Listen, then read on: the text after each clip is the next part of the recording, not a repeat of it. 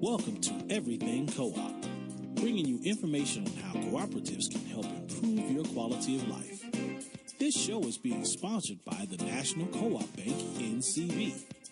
The NCB is dedicated to strengthening communities nationwide for the delivery of banking and financial services for the nation's cooperatives, their members, and other socially responsible organizations.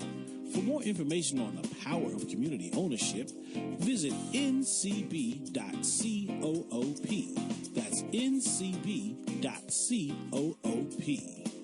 Now stay tuned for your host, Vernon Oakes. Good morning, everybody. This is Vernon Oakes. Welcome to Everything Cooperative. Now, we talk about the cooperative and the benefits of cooperatives and this whole business model and economy of solidarity, people working together to improve their communities, people working together to improve the economy of their communities and of the United States, and then taking it to the world. So this is what Everything Cooperative is about. The National Cooperative Bank is sponsoring this program to give you those benefits. You know, I was at the Greenbelt Homes, that's a 1,600 housing cooperative here in Greenbelt, Maryland. And in their lobby, they have a sign that says that cooperatives gives people the tools they need to control their destiny.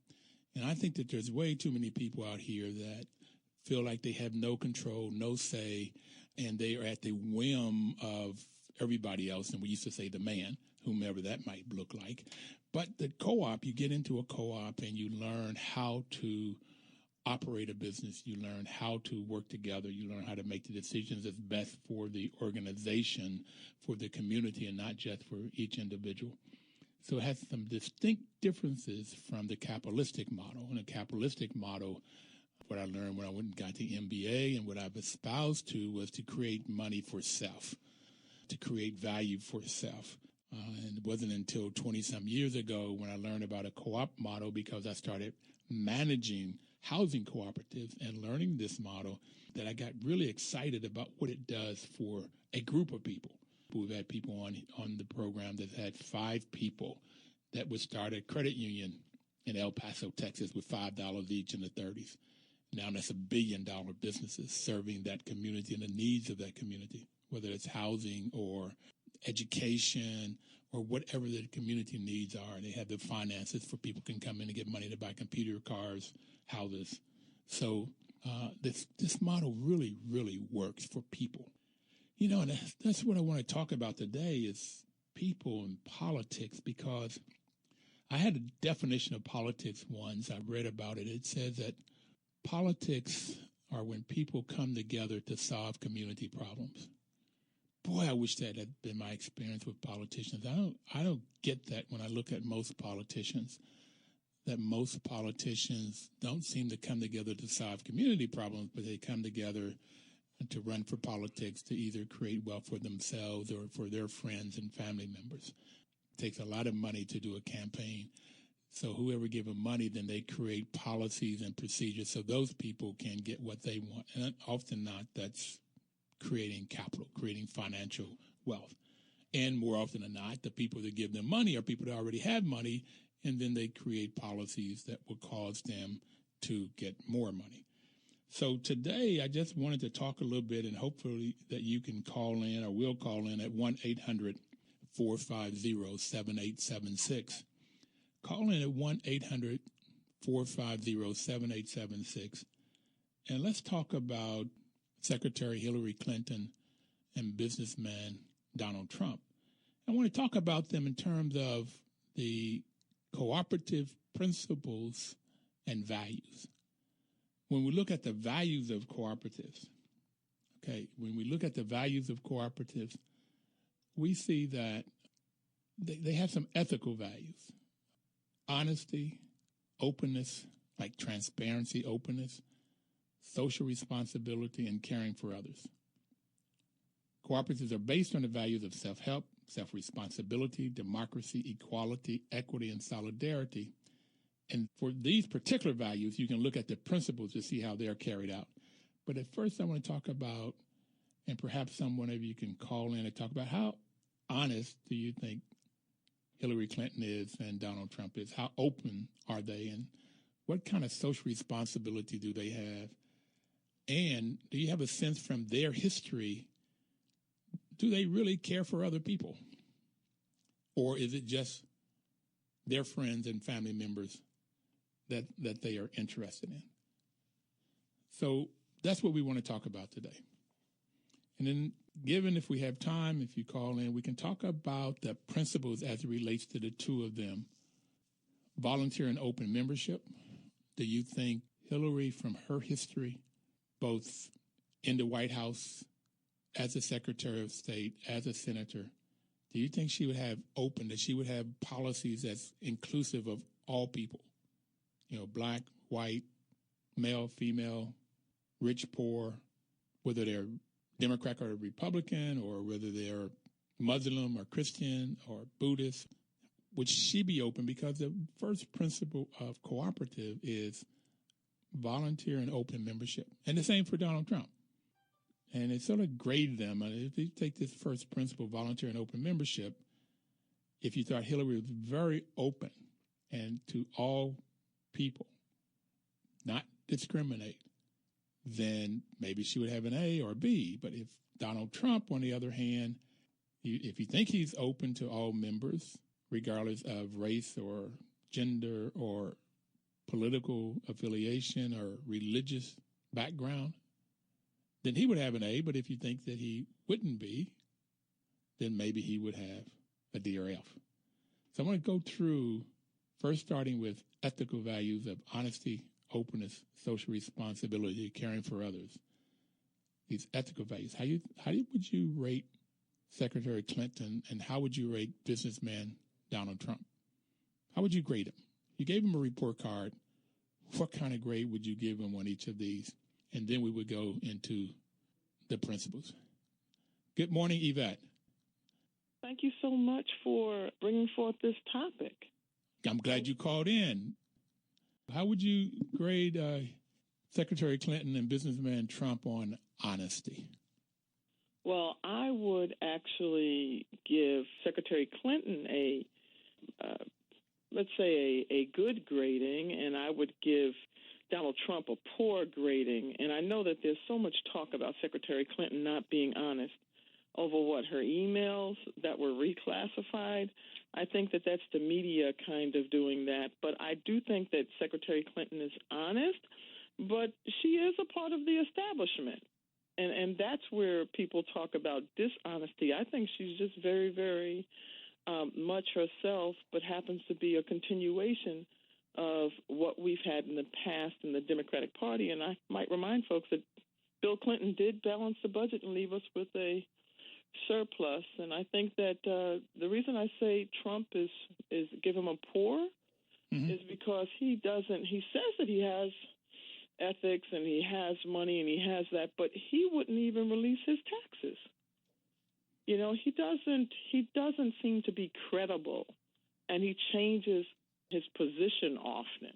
You know, Secretary Clinton was a part of, she was with the Children's Defense Fund, just as John Lewis said, he saw her marching before Clinton ever ran. And for Donald Trump, I don't see him in anything that's progressive. So I just think that he lacks integrity and that she's very honest. So you give her a high grade and him a poor grade. What about caring for others? Caring for others. Well, we all know about the wall that's being built for Donald Trump. To keep the Mexicans out. Yes, to keep the Mexicans out. And we know about, as I just mentioned, Hillary being a part of the Children's Defense Fund before Bill Clinton ever ran for anything. We know about Bill and Hillary being in the civil rights marches and everything and being a part of all of what was caring for others. And Hillary's actually used her staff to actually address situation in Flint, Michigan with the water and many other circumstances. As far as Donald Trump is concerned, caring for others, not only was he building a wall, but when there were incidents where people had altercations with his staff, what did he say? He said he would go down and brawl with the people themselves. He tells people to shut up. He tells people he doesn't care. And so I think that his children are helping him to become more presidential now. But I do remember the old Donald Trump who said, I don't care, and that's why I get things done. So I don't think that he gets high rankings. And even though I'm more obviously in favor of Hillary Clinton, I'm being very honest. His behavior has shown that he doesn't care very much for others. You know, I read an article about him also what said that he had a condominium in New York. It was affordable housing and market rate. And in the on the market rate side, he had a door for people to come in. If they paid market rate, they came in the front door. And if they paid affordable housing, if they were low income, affordable housing, then they came in the back door. I'm sure glad that you brought that up because I read that article as well. And what I realized is that takes me back to before civil rights days when you had back entrances and even entertainers entertaining in a hotel would have to enter a back door. And when that situation came about in the news, the saddest thing that I felt was watching the residents who were coming in the back door, because these are multi-million-dollar buildings where they pay millions of dollars for a condominium. And the people said, please stop bringing attention to this. We love being in this building. And if it means coming through a back door, we don't mind. Mm-hmm. And it gave me chills. So, yes, in fact, I'm so glad that speaks volumes probably beyond the examples that I gave. Someone who's going to have a building where people come in the back door who don't pay the same amount, you actually pull them out and show everybody they're not paying market rate, which really creates the division that housing was trying to diminish. That is a division between those who have and those who have not. Yep. So, yeah, I think that's just horrible. That gave me chills. So, Yvette, I get that from honesty, you rate Hillary high, and caring for others, you rate her high. Yes. You also, for Mr. Trump, you rate him low in both of those two categories. Yes. Well, we thank you very much for calling in for your comments. Well, Mr. Oaks, thank you for having this discussion and for all the discussions that you've had. I listen to your show often and look forward to tuning in to listen to hear what everybody else has to say. Thank you. Take care. And with Yvette talking about the two of them is exactly what I'm hoping that others would call in at 1-800-450-7876. 4-500-7876 so we can have this discussion. And right now we're going to take our first break, and then we'll come back and have more conversation on the report card between Hillary and Donald. 1450 WOL. Information is power. You know, we really hope that you would get out and vote. But before you go to vote in November, please get a lot of information. One of the things I like about cooperatives when they go to housing co-ops or food co-ops, and you find that the members, they learn. They have to be informed in order to make good decisions that's best for the group, good decisions that's best for the community. And one of the ways that they get this information is through education, training, and information, which is the fifth principle. One of the things I liked about Sanders' campaign was he was going to make college tuition free for state schools. Getting knowledge out to people so that they can get informed, and by getting informed, they can make intelligent, informed decisions.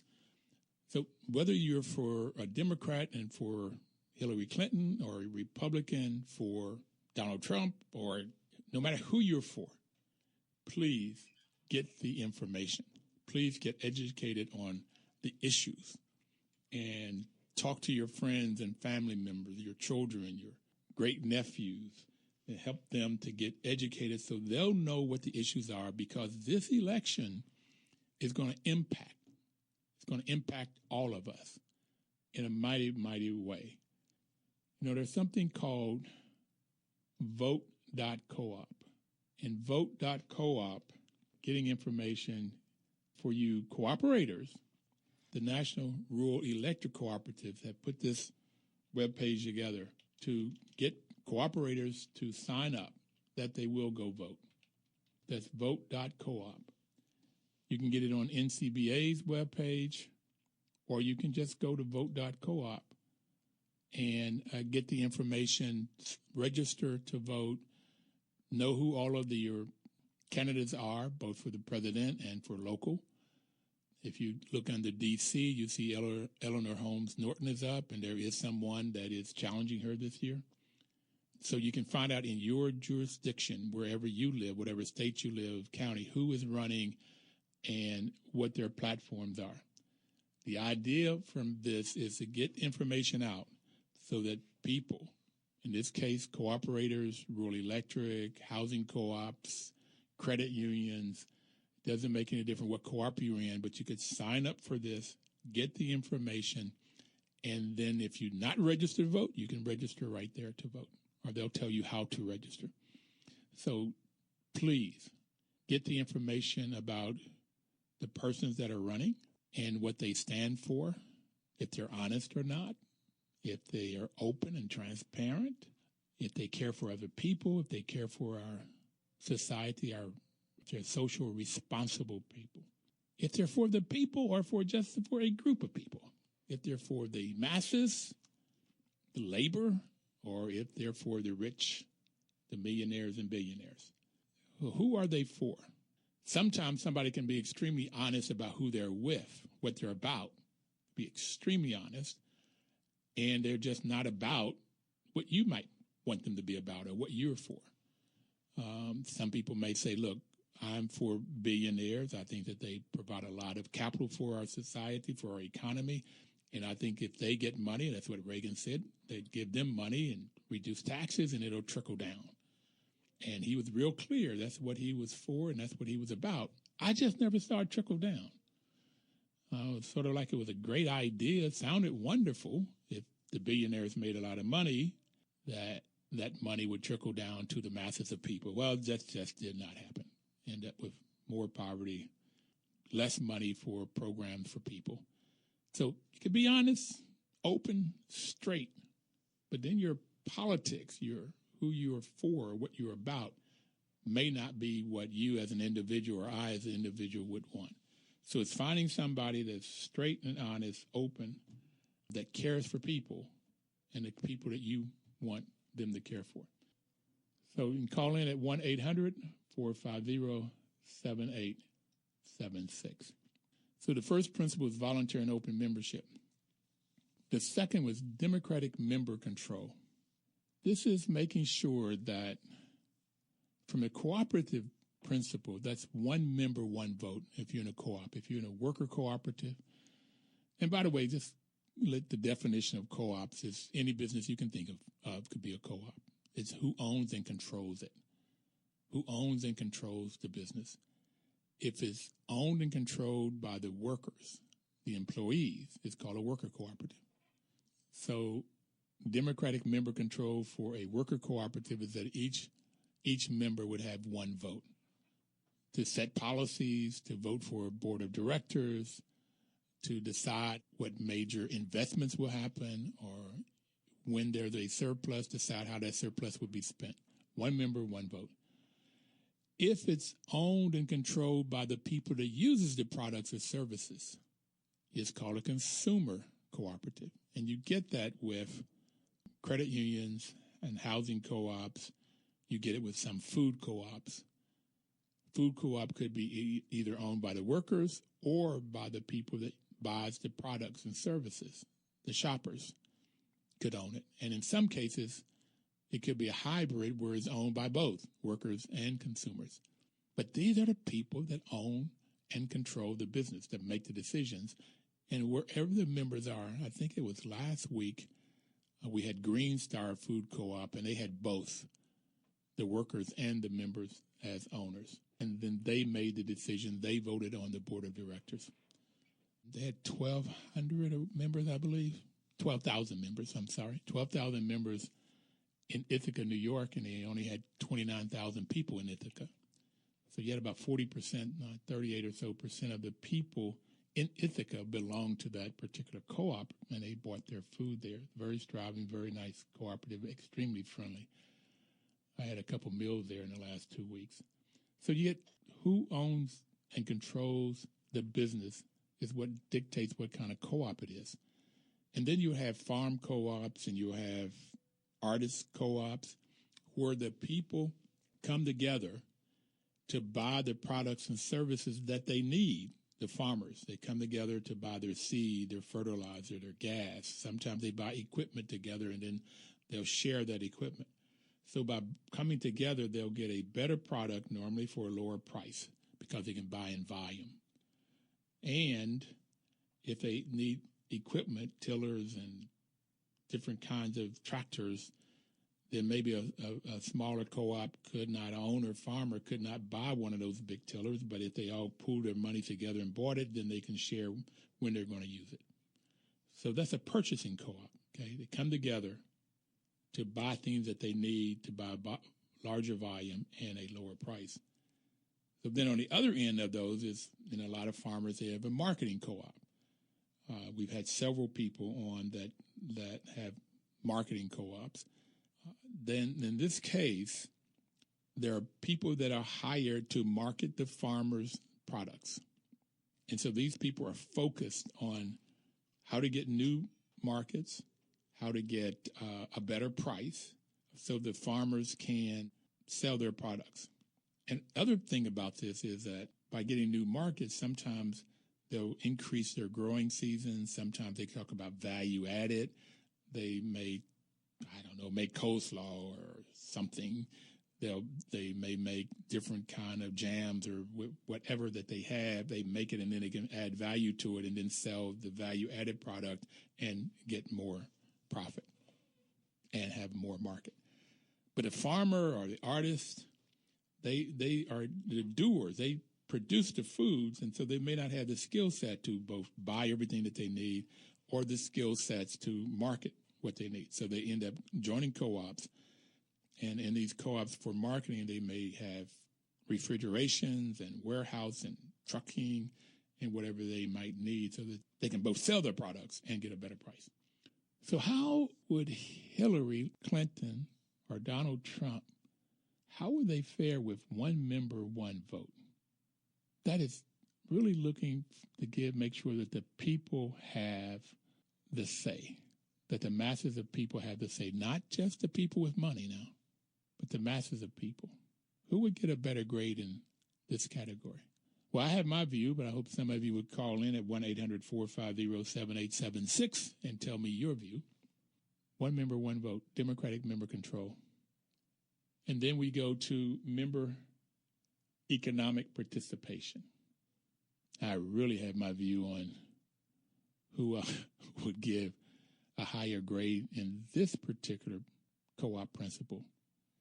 For doing this report card, I am hopeful that I can get other people to call in and or email us or go on our webpage and make comments at everything.coop so that we can get a view and a sense of what cooperators think of these two candidates as it relates to the values and principles of the cooperative business model.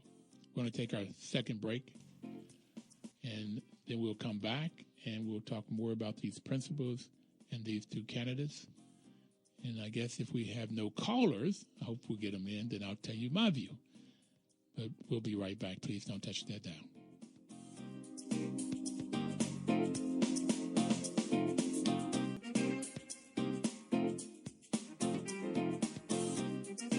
Welcome back, everybody. This is Vernon Oaks, Everything Cooperative.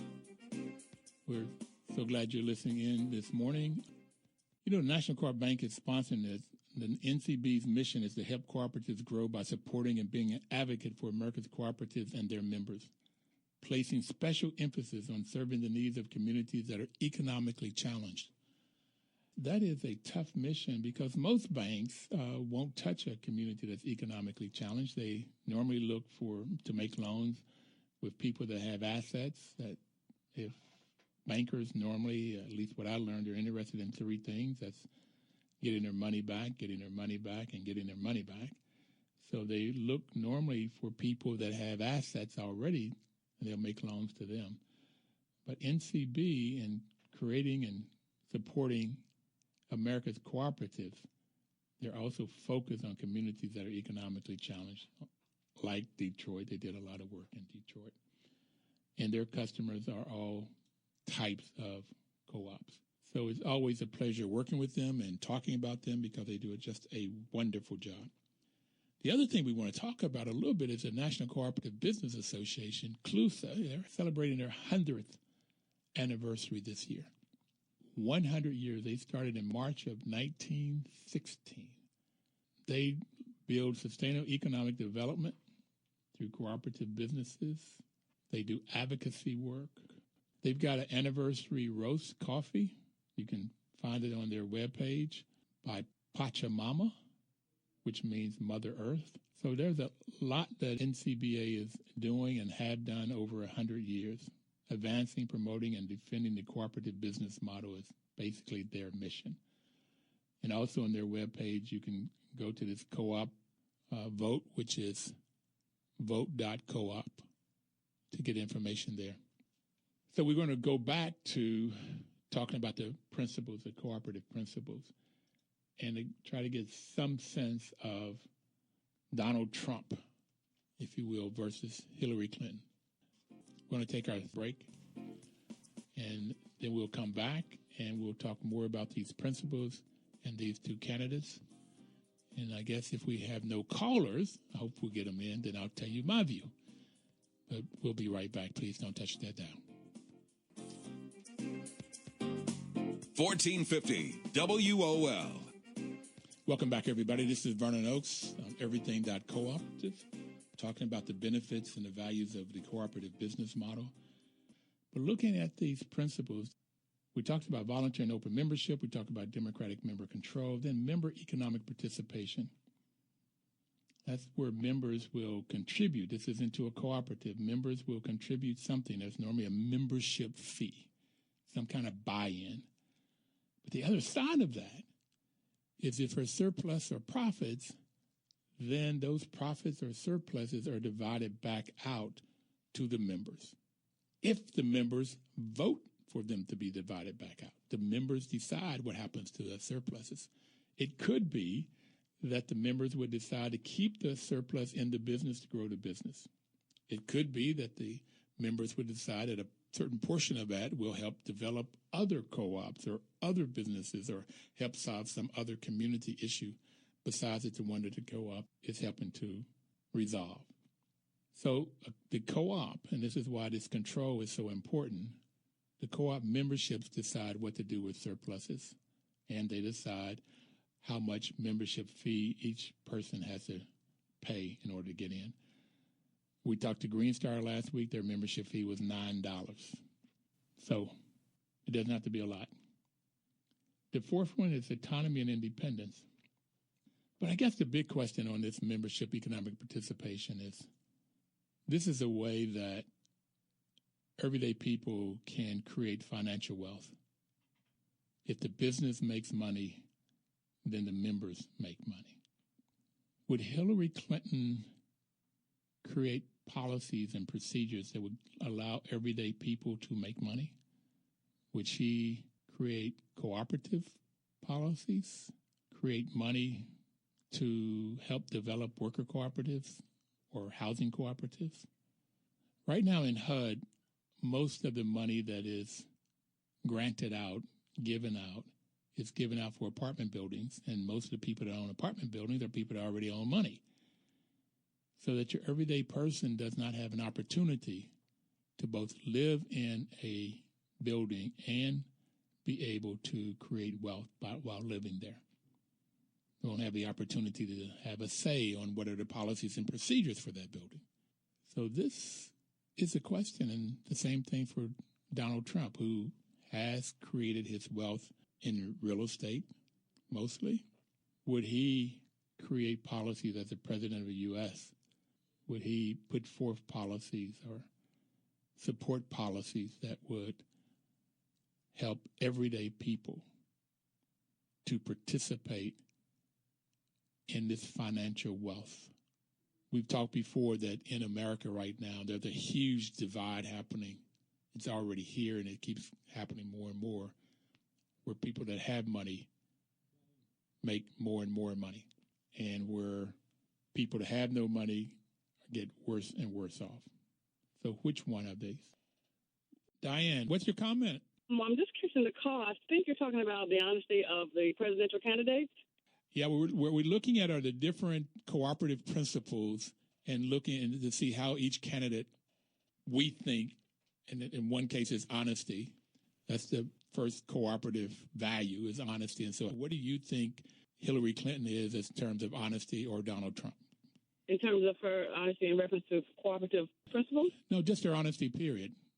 Well, I think they both get an A for honestly wanting to be president. I mean, maybe Hillary an A and the businessman a B, but in terms of their honesty in general, I give them B's. I think there's almost so much honesty you can be in a politician. I think you try, you want to do right, you want to say the right things, do the right things, but honesty is a funny word. It goes along with integrity. So I think that's probably more important, integrity. So you give Hillary an A and Donald Trump a B, or? I give Hillary an A and honestly wanting to be president. Okay. She honestly want to be president. In terms of honesty, in terms of her character, who am I to judge? But I have to vote for somebody. So I would give her a B. I think she's made some slips in judgment. I don't know much about Donald Trump, but in terms of his honesty, he's honestly brutal about what the things he want to do and don't like. So I think I give him a C for that, I guess. What about the next value that we talked about was openness? How open and transparent do you think Hillary be versus Donald Trump? In terms of a grade, A, B, or C? Uh-huh. I think Hillary would be a B. Because I give her an A, she won't have to improve. And I would give Mr. Trump I'll probably give him an A because he has been very forthright about really what he wants to do. Whether I like it or not, he has been extremely transparent about what he will do, whether he can do it or not. So I'll give him an A for being transparent, and it's not about agreeing with what he wants to do. Okay. And the caring for others? Well, I'll give Hillary an A on that one. Donald Trump will get a lower grade, C-ish. That one is, you say he's very open about what he will do, and in caring for others, about a C, that he's really been clear about some of the things. He does not want Muslims to come in, and he wants to put a wall up. Yeah, I think he's caring for others. He could use some work, need some tweaking. Okay. So Hillary overall gets a better score from you than a Donald Trump. Oh, yeah, most assuredly. Well, thank you for calling in. Any other comments? Not at this time, but thank you for taking my call. Thank you. You know, it's a very interesting comment that she said that he is open and transparent. He's brutal, was the word, about what he will do. And that is a very interesting way that, and he's honest about what he'll do. Okay? Just what he's honest about is clearly not caring for other people. Okay. Thanks a lot for those comments. Again, if you have any comments or any questions, you can call it 1-800-450-7876. And the fourth principle is autonomy and independence. Cooperatives are autonomous, self-help organizations controlled by their members. If they enter into agreements with governments or other organizations, including banks or anybody else that they raise capital, they must maintain their democratic control by the members. So, question for Hillary and for Donald. How autonomous and independent would you allow people to be? Or would you try to put controls on them? Very, very interesting question. I don't really have an answer on that one for which one of them would do, how they would do. But I'm very concerned about number 5, education, training, and information, because that is the principle that I like most, to get people education, because that's where people get the tools to control their own destiny. The tool is in education. The tool is in information, understanding, and then making a choice and going into action. We know what Bernie Sanders view is on education. That is, everybody should have it, and they should have access to it, and money should not be the reason that they don't have access to education. So he was putting forth, and President Obama put forth, community colleges should be free. So that's another way of getting folks to get to education, having the opportunity to go get the knowledge so they can make informed decisions. And I really thank Ronald for really backing that. We've got to get people out there, people in our communities, particularly those that are economically challenged. Got to get out and vote, get registered to vote, get out and vote. And the 6 principles: cooperation among cooperatives. They serve their members most effectively. As cooperatives serve their members most effectively and strengthen the cooperative movement by working together through local, national, regional, and international structures like NCBA.CLUSA. NCBA-CLUSA is sort of the umbrella organization from the U.S. Then the International Cooperative Alliance is the umbrella organization, cooperative organization for the world. So the 7th principle is concern for community, and we've talked a little bit about that social responsibility. But who would be most concerned for the overall community, Hillary or Donald Trump? If you look at global warming as one example, Democrats, Republicans, who is most concerned about how we leave our world to our children, our grandchildren, and nieces and nephews? How do we leave our world? Concern for a community, and this is the 7th principle for cooperative, to develop our communities approved by the membership. We thank you very much. We're going to talk more about this next week. By next week, we will know who Hillary's vice president is, and maybe we'll talk about the 2 vice president candidates and see what you think about them as it relates to the cooperative principles.